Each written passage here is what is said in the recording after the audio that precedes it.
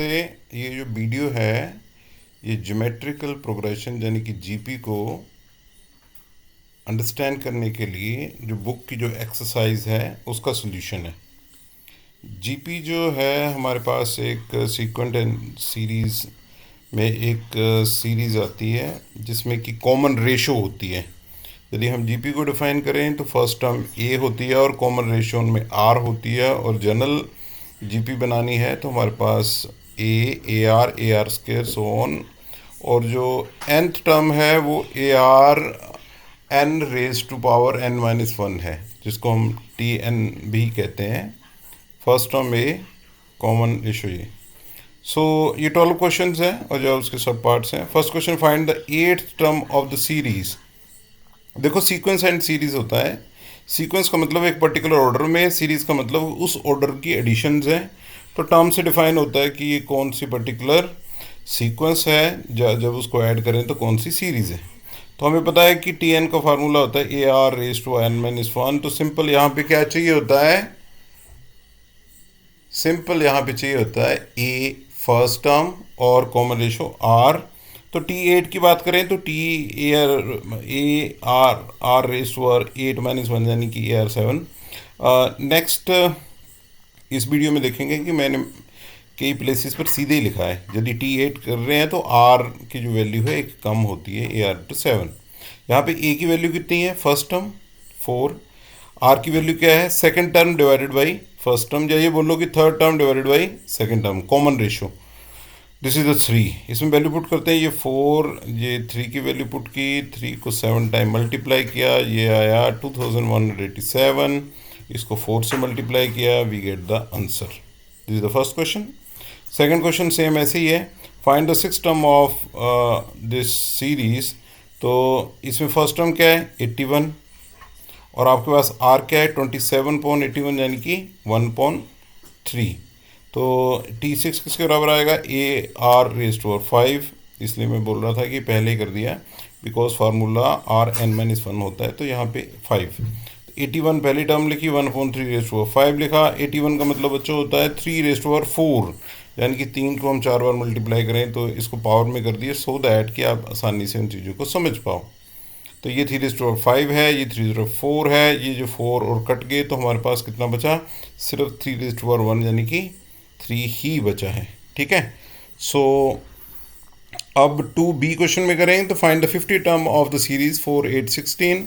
इसमें ए हमारे पास क्या है 4, आर क्या है 2, और इसको यदि हम फाइंड करते T50 तो ए आर रेस टू 49। तो 4 इंटू 2 रेस टू 49। यहाँ पे थोड़ा सा देखो क्या, 4 को कैसे लिखेंगे हम, 2 रेस टू 2। क्यों लिखा, क्योंकि हम बेस सेम करना चाहते हैं, सो दैट द पावर्स क्या है ऐड हो सकें। तो यहाँ पे बेस सेम है, 2 किया, पावर्स को ऐड कर दिए, 2 + 49 यानी कि 2 रेस टू 51। तो 50th टर्म क्या है, 2 रेस टू 51 है। Third question, the third term of the GP is 4.5 and the ninth term of the GP is 16.2। Find the common ratio.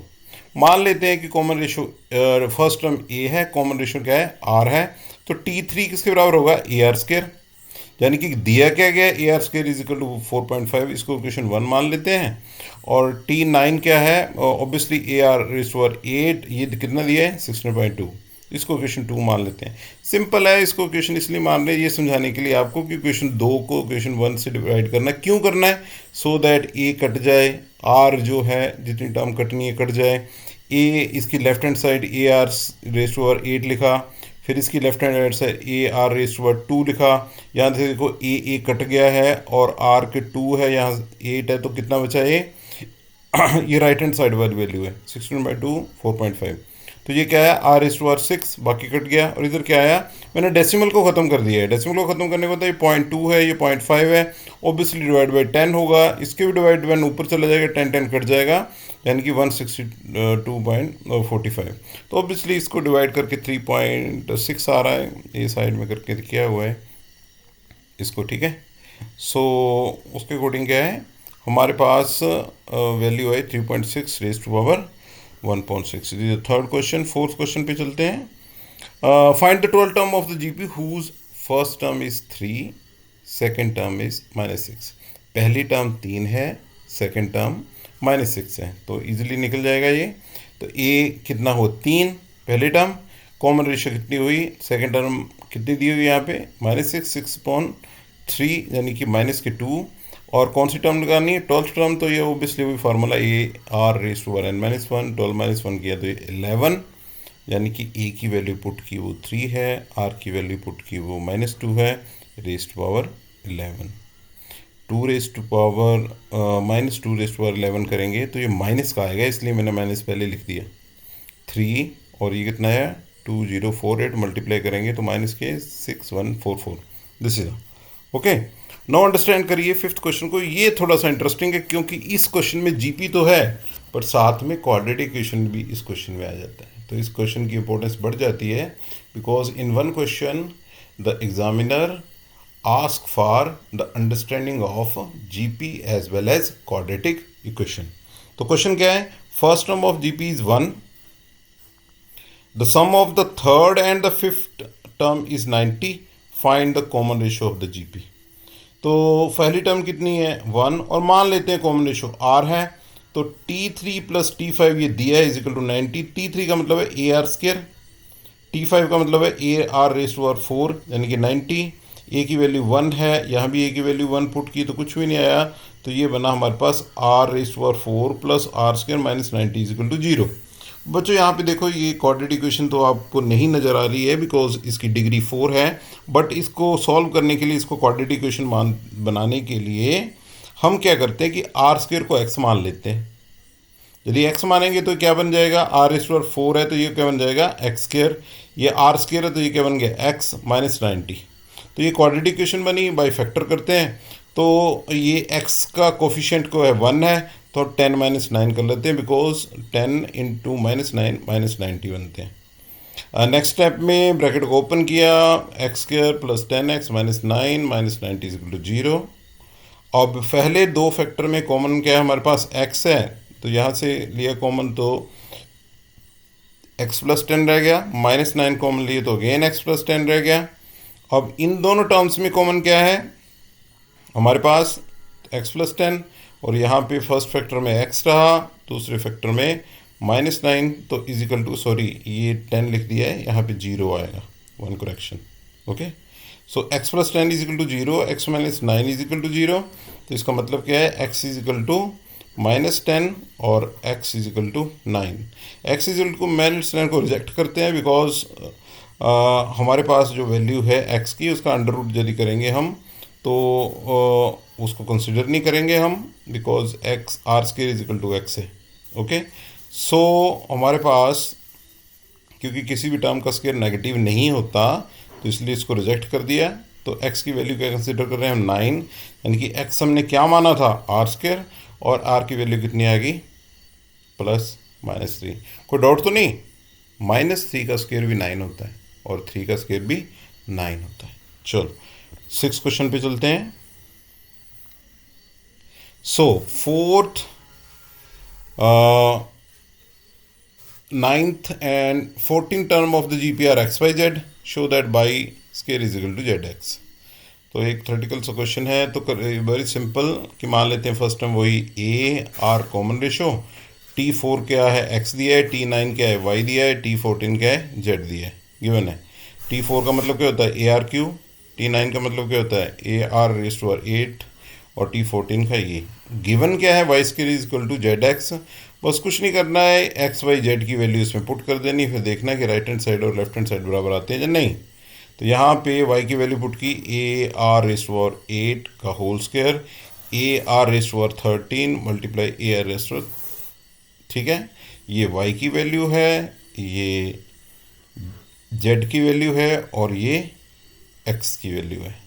अब इसको करेंगे तो a का क्या हो जाएगा स्क्वायर, और ये पावर्स क्या है ये मल्टीप्लाई होंगी, ये 2 है ये 8 है तो ये 16 हो गया।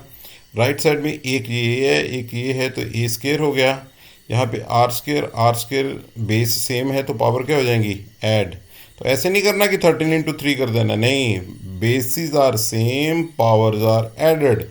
हेयर एक ही टर्म के लिए डबल पावर है तो वो मल्टीप्लाई होगा, तो यहाँ पे कितना हो गया 16, यहाँ पे स्क्वायर हमारे पास A² और इसको 16 दोनों साइड्स के बराबर है। इसका मतलब क्या है right hand is equal to left hand side, has proved. Seventh question, ये भी एक जनरल क्वेश्चन है। If the pth, qth and rth term of a GP, term of a GP be in GP, ये terms हैं वो GP में है, be in GP, show that p q r in AP. Show क्यों a P q are किस में है, AP में है। एपी का मतलब क्या होता है, कॉमन डिफरेंस, हर एक टर्म का डिफरेंस क्या है, वो कॉमन है। Okay, so this is the question. So मान लेते हैं ए, कैपिटल ए कर रहे हैं बिकॉज यहाँ पे आर दिया हुआ, तो हमारे पास वो प्रॉब्लम आ जाएगी किसकी, रेशो के लिए हम आर यूज़ करते हैं, कॉमन रेशो, तो इसलिए कैपिटल आर कॉमन रेशो लिया। तो टी पी की यदि P H term T P कर रहे हैं तो A R P A minus one, Q की कर रहे हैं तो A R Q minus one, यदि हम आर की कर रहे हैं तो ऑब्वियसली टी आर टर्म क्या होगी, a r raise to r minus one, जो बेसिक फार्मूला है। ओके, ये तीनों जीपी में है, तो हमें पता है कि इनका रेशो जो होती है वो बराबर होती है। तो second term divided by first term is equal to third term divided by second term. तो फर्स्ट टर्म पी है, दूसरी क्यू है, तो ऐसे किया तो हमारे पास ये है, इनको क्रॉस मल्टीप्लाई किया तो टी क्यू का स्केयर आया, टी पी और टी आर। टी क्यू की वैल्यू कितनी, A R Q minus one का स्केयर, और इस तरफ भी इन दोनों को मल्टीप्लाई किया, ए का स्केयर हो गया और इसको टू को मल्टीप्लाई किया, टू क्यू माइनस टू आया, इधर ए स्केयर बन गया और इधर पावर्स ऐड होगी बिकॉज बेस आर सेम, तो आर की पावर क्या होगी, p minus one plus r minus one. A square cut गया तो यहाँ पे टू क्यू माइनस टू और इधर r s to r p plus r minus two, ये दोनों इक्वल हैं, बेस सेम है तो पावर सेम होगी, तो ये two q minus two is equal to this thing, और जनरली हम टू टू यहाँ से कट गए हैं, तो हमारे पास two q is equal to p plus r, यानी q is equal to p plus r by two. Obviously it is a common difference, यानी कि जब कोई टर्म ए पी में है तो बीच वाली टर्म क्या होती है, पहले और तीसरे का हाफ होती है, तो obviously this is A P. Eighth question में जाते हैं, which term of the series, कौन सी टर्म है, ये दो तीन क्वेश्चन है, इनको अंडरस्टैंड करते हैं कि माइनस के 128 इस जीपी में कौन सी टर्म होगी। तो मान लेते हैं ये nth टर्म है, तो t n is equal to minus one upon 28 is the n term. A one है, आर की वैल्यू मतलब क्या होती है, second term divide by first term, या third term divide by second term, तो minus one point two point one यानी कि माइनस वन पॉइंट टू, इसका मतलब क्या है, a r raise to power n minus one किसके बराबर आया, माइनस के 128, जनरल फार्मूला है ना। ए की वैल्यू पुट करनी है, आर की वैल्यू पुट करनी है, और ए की वैल्यू पुट की तो वन, आर की वैल्यू पुट की तो one upon minus one upon two raise to N minus one minus के 128। इसको सॉल्व करेंगे तो वन तो गया, ये सेम ऐसे रहा, यहाँ पे क्या हो गया, 127 को हम कैसे लिख सकते हैं, टू रेस टू पावर 7, तो यहाँ पे 1.2 एन माइनस वन और यहाँ पे 1.2 रेस टू पावर 7। ये बात समझिए, माइनस कहाँ से आ गया, पावर कर दिया ऊपर इसको, ठीक है, इसकी पावर कर दी और माइनस वन बाई टू है बिकॉज ओड है, यदि ओड की हम पावर ओड लगाएंगे तो वो नेगेटिव में आएगा, जैसे minus one raise to power one कितना आएगा, minus one raise to power three कितना आएगा, again minus one raise to power five कितना आएगा, minus one raise to power seven कितना आएगा, माइनस वन। तो ये, तो यहाँ पे बेसिस क्या है, सेम, तो पावर होंगी इक्वल, तो एन माइनस वन किसके बराबर आएगा, 7 के बराबर, और एन किसके बराबर आया, 8, यानी कि ये टर्म कौन सी है, माइनस 128 एट्थ टर्म है।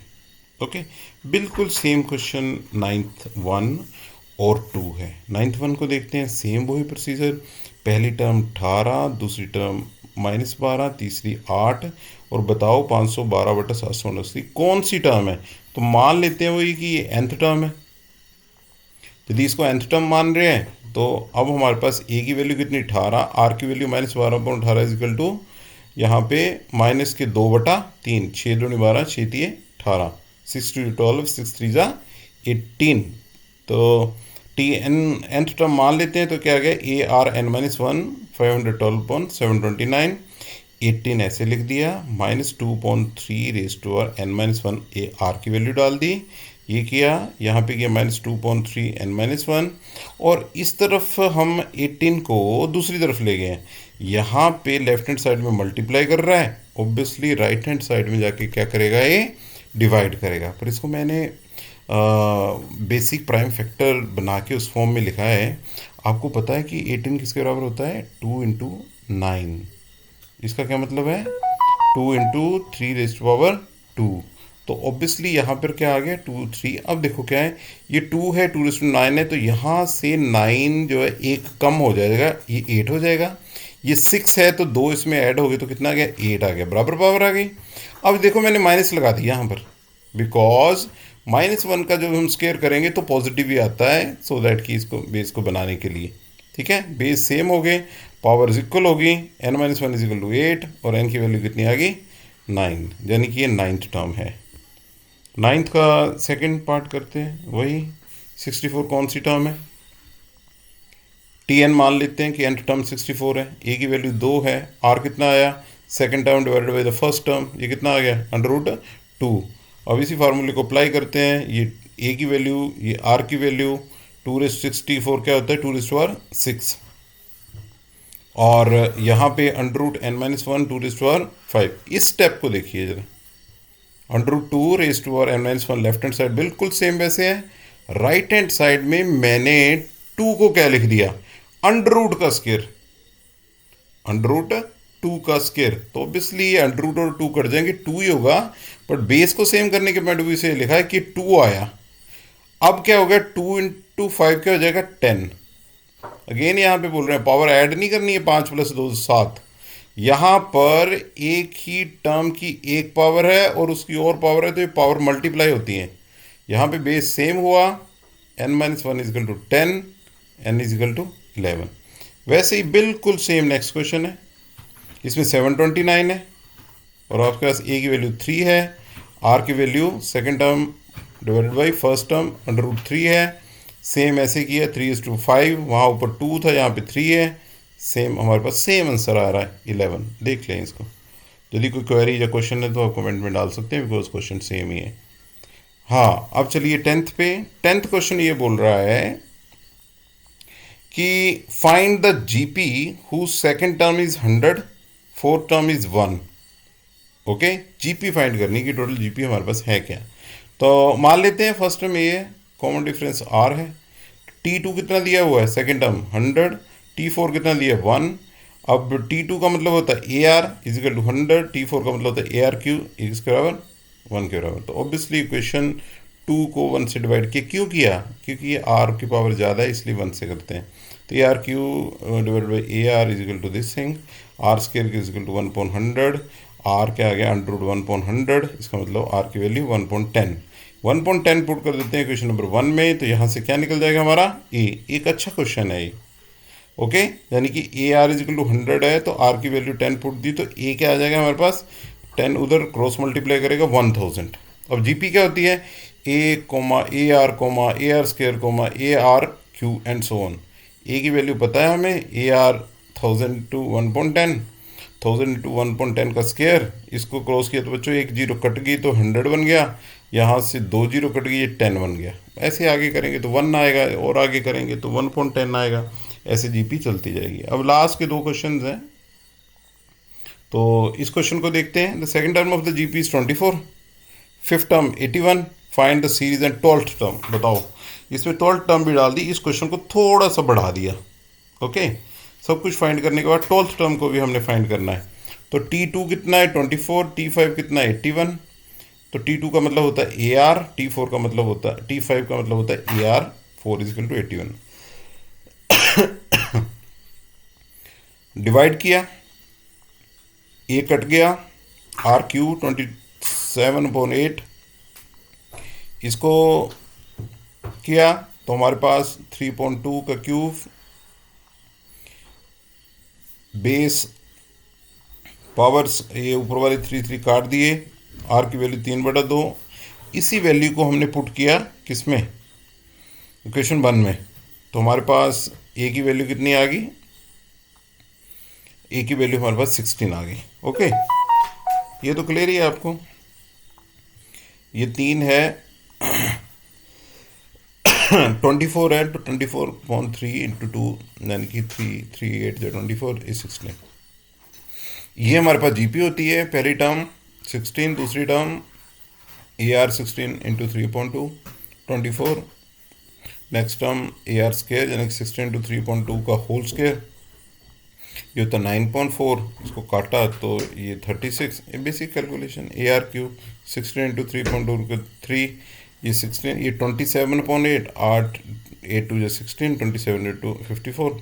12th टर्म कैसे फाइंड करेंगे, तो ऑब्वियसली हमें पता है, फार्मूला पता है हमें, A are R raise to R 11, इस तरीके से करेंगे। 16 इंटू आर 3 11 की पावर 11, 2 की भी पावर 11। अब ये 16 को मैं लिखूँ ना 2⁴, डॉट तो नहीं, 2⁴, 2⁴ मतलब 16। अब ये 2⁴ है, ये 2⁴11 है, तो ऑब्वियसली पावर नीचे जाएगी तो 11 से माइनस हो जाएगी, 7 बन जाएगा। तो answer 3⁴11 divide by 2⁴7। So this is the last question. Okay, the third term देखो, थोड़ा और टेक्निकल सा क्वेश्चन है। The third term of the GP 6, ये पार्शियल फ्रैक्शन है, 6 into 1.4। 7 term is the reciprocal of the third term. 7 term है जो third का रेसिप्रोकल है, यानी कि उल्टा। Find the common ratio, what term of the series unity, और ज़्यादा है। यूनिटी का मतलब होता है 1। कौन सी टर्म ऐसी है जो 1 ना होगी।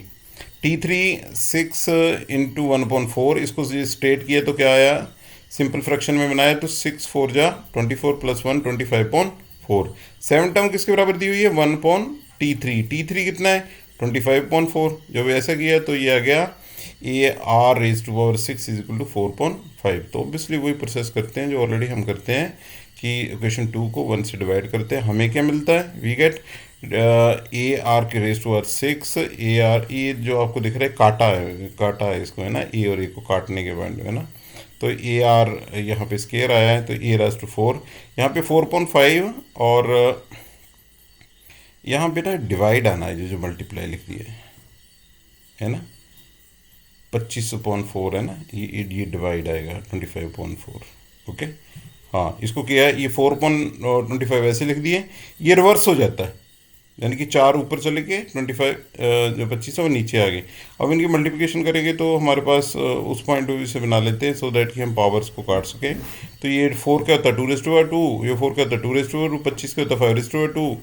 तो हमारे पास ये 2⁻4 और 5⁻4, और इसको सेम करने के लिए R/5 इसको 2.5, 4 पावर्स क्या न्यूट्रलाइज कर दी, तो R की वैल्यू कितनी होगी 2.5। ओके, इसको इक्वेशन 1 में पुट करते हैं।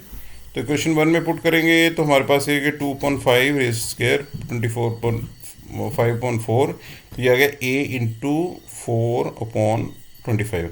जब इसको क्रॉस मल्टीप्लाई करेंगे तो 25 इंटू 25 कितना हो जाएगा 625, और 4 इंटू 4 कितना हो जाएगा 16। This is the a। तो अब जीपी हमारे पास ये जीपी है, तो पहली 5 टर्म लिख लिया हमने, क्योंकि 5th टर्म यूनिटी आएगा इसलिए मैंने 5 टर्म लिखे हैं। तो पहली टर्म क्या आ गई, कैलकुलेटेड ही है 625/16। दूसरी टर्म क्या है, ए आर, ये ए की वैल्यू है, ये आर की वैल्यू है, 2 और 16 कट गए, ये 8, ठीक है, 5 और 6 25 और 5 कट गए, तो ये 125, और बॉटम पे कितना आ गया 8। सिमिलरली T3 क्या आया, ए आर स्केयर, ए की वैल्यू आर का स्केयर किया, यानी कि 4/25, 4/25, 4 और 16 कट गए, तो ये 4 आए, 25 से 625 काटे तो ये 25 बचे। T4 को करें ए आर क्यू, तो आर का क्यूब किया है तो ये आएगा 8/125, तो 8 और 16 कटे तो ये 2, 125 से हमने 625 काट दिए 5, फिर ए आर 4, तो इसका मतलब T5 ए आर 4, यानी कि 2⁻4 और 5⁻4, तो ये आ गया 16, 120 यूनिटी, यानी कि 5th टर्म क्या होगा, यूनिटी होगा। Okay, so this is the end of the solution of exercise. Okay, so thank you.